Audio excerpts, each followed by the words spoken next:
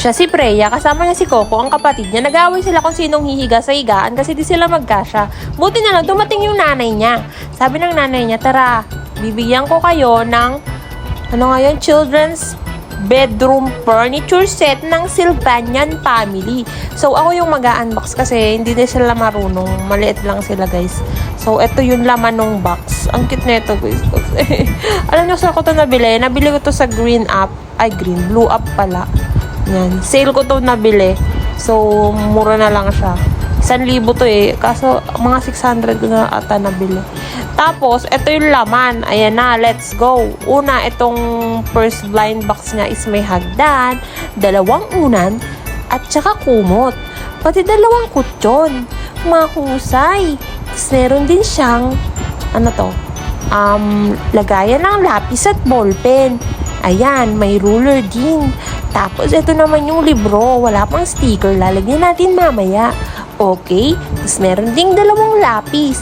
At ito naman sa pangalawang plastic, merong 2 teddy bear.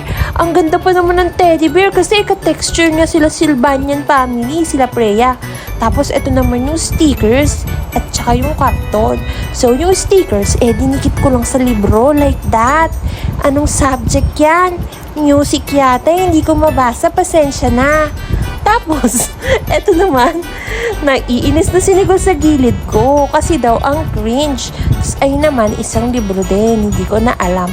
Tapos, meron naman siyang ruler na malaki. Dinikit ko lang siya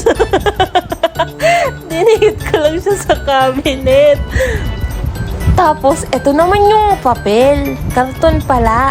Libro yan kunyari. Imaginein nyo na lang kahit walang page sa loob. Tapos, tinanggal ko lang parang text. At ayun yung isa, yung calendar. May sticker yun sa likod kasi pwede mong idikit sa dingding. Ang galing!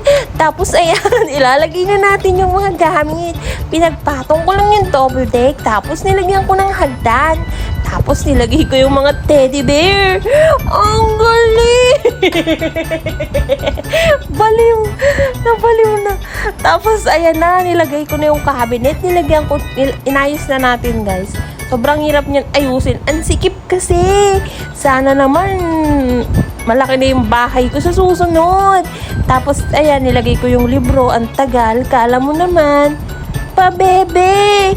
Tapos, ito yung isa pala, guys. Ayun, pang ipit ng libro. Basta, gano'n na lang. Imagine niyo na lang. Tapos, yung cards naman, dito ko nilagay sa baba. Yan, inopen lang natin, ha. Pagkahirap. Pag ganyan pa, chani-chani pa kasi pwede naman kamayin. Ayun. Tapos, ayan, lalagay lang natin. Ang tagal. Ba't ang tagal? Magal kumilos, eh. Ayan na, close lang natin ang door para di magsingaw-singaw. Tapos sabi ng nanay niya, tara, buksan niyo na. Surprise! Sabi ni Freya, naman yun. Ayan na yun, todo na yun, mom. Sabi niya, oo nga. Tara na, tulog na tayo.